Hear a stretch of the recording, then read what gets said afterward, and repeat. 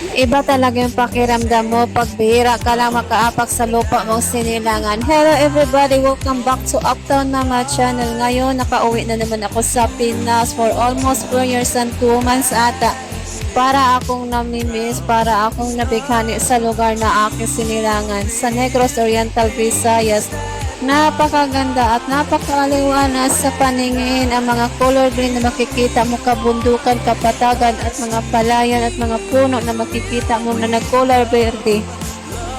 Hindi kagaya sa Middle East na lagi mo makikita ay color brown, mga alikabok, mga malalaking building at malalaking bahay ang makikita mo. Napakasaya at napakaganda sa pakiramdam. Ang gaan-gaan kahit wala kang masyadong malaking pera na dala, okay lang. Pero pag wala na naman pera, oh my God, babalik na naman tayo sa ibang bansa nito.